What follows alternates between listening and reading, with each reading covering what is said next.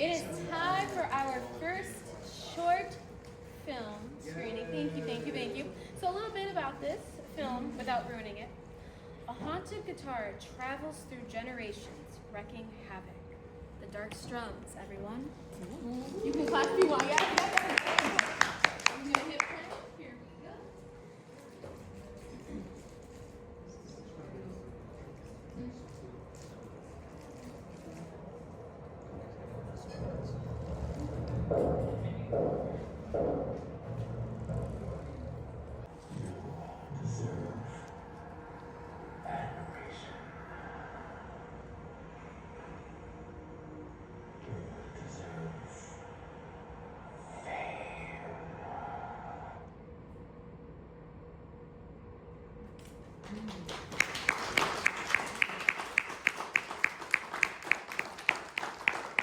My name is Stephen Russell. I am the writer director of The Dark Strums.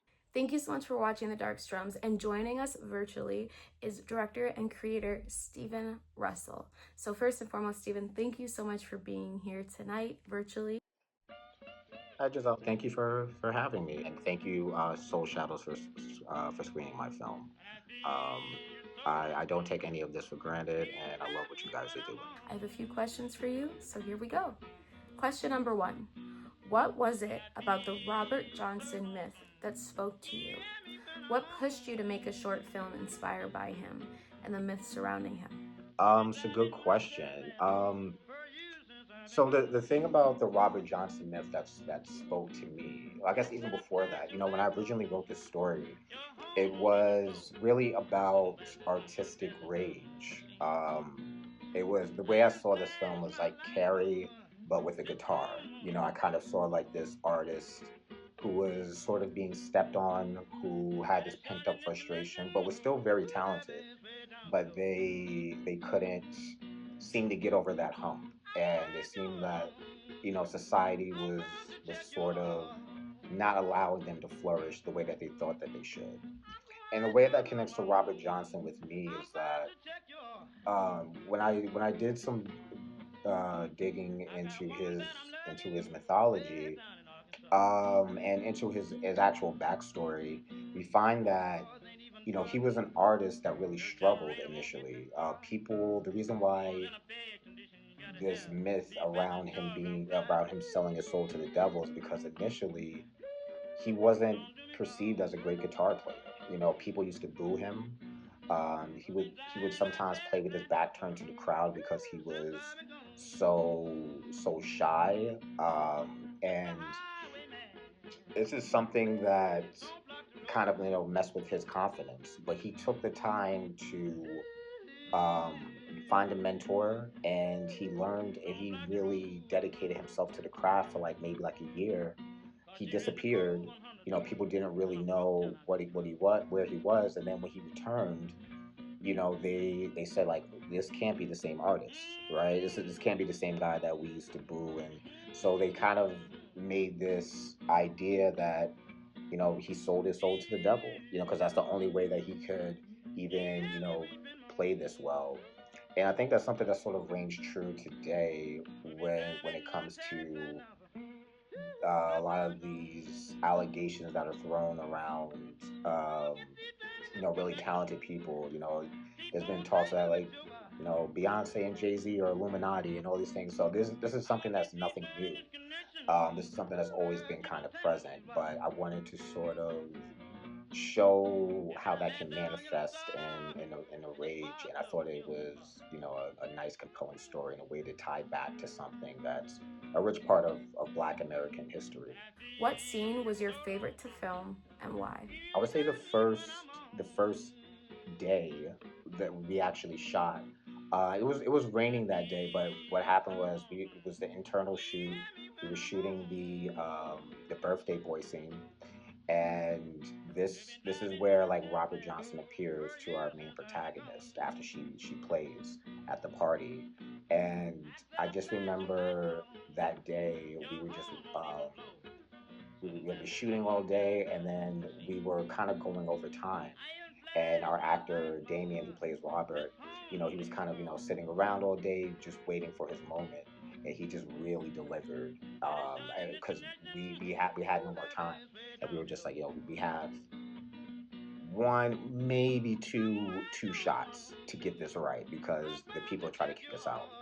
So, and he just walked up and he just delivered, and it was, I can remember like everybody was so quiet, and when he finished, it was just like this applause. So that was probably like my favorite day. It was also tied with the second day because it was the weather just worked out perfectly. We were able to shoot these lake scenes, and I feel like those scenes really elevated the film. Like it really makes the film feel more like a period piece to me. What was the casting process like? How did you pick the perfect matches for this film? I actually did the casting myself. I held auditions in Midtown Manhattan, but I also had to do some like research on my own. So like our our our lead Olivia, who plays Alma, I found her I think on Backstage, and when I saw her headshot, it was just she had like almost like the perfect silhouette of how I saw the character. I kind of have like these glimpses of how I see characters in my head. I might see like certain details, not their face fully, but she was almost spot on. She could sing, she could play the guitar. All the songs that you hear in the film, she wrote them herself. And yeah, it was just perfect. And for Robert Johnson, our actor Damien, I actually used him in a previous film. He was the lead in my film Taste Like Medicine.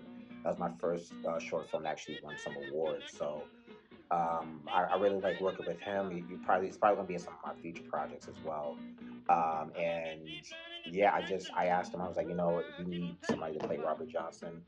I gave him a guitar. I gave him about like 2 months to like just get familiar with it, and he really dived into the role. I mean, he was like hanging out in cemeteries. He was doing everything. He's a real method actor, and yeah, I think it just turned out great. Everybody that I came across, they really helped elevate the film. Do you think people really sell their souls for fame? In a sense, I mean, I'm pretty sure people will do certain things that are unsavory for fame. Um, I think you literally selling your soul. No, but I do think that people will do whatever they can sometimes to make it if they're desperate enough. And for some people, it's not that important, and for some people, they just will do anything.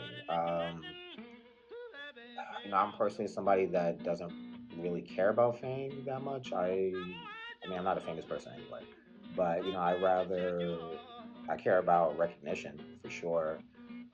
Care about being compensated, but fame itself is kind of to me. Um, but yeah, I don't think people necessarily can literally sell their souls, but I do think that there are people that will run over their mother for the right opportunity if it came. And I think you should stay clear of those people. Do you plan to make a full feature film of this concept, or are you going to leave it as is, just a short film? When I created this film, I just made it as like a calling card. This wasn't necessarily something that I saw myself making a feature film out of, especially given that it's about a Robert Johnson kind of. That would require some sort of, permission from his family. But this was really just a calling card. And this film, took me a lot of places. I was actually, you know, I was actually at the Pan African Film Festival in 2020 with this film, and I got to screen on 2 different weekends, and I got to go to the Directors Guild and all these other things. So it was, this film, it did more than it was supposed to. Only thing it didn't do was land me a feature film. But it's still, even years later, still getting traction with Soul Shadows, which I think is just awesome. So, what's next for you? What new projects can we expect to see? So glad you asked. I've been writing a feature with my writing partner. We started in 2022, and now we're at the stage where we have our pitch deck, and we're building our team and we're finding investors, and so far so good. So yeah, we're looking to hopefully maybe start shooting 2027, maybe. If money comes quicker than that, then maybe this year. But yeah, it's an action horror film. I don't want to give away too many details, but it does, involve werewolves. It does involve, something that people haven't necessarily seen before, and I'm really excited about it. So yeah, you guys, be on the lookout for that, especially Soul Shadows, because once we get that film up and running, I'm definitely gonna bring it back to you guys.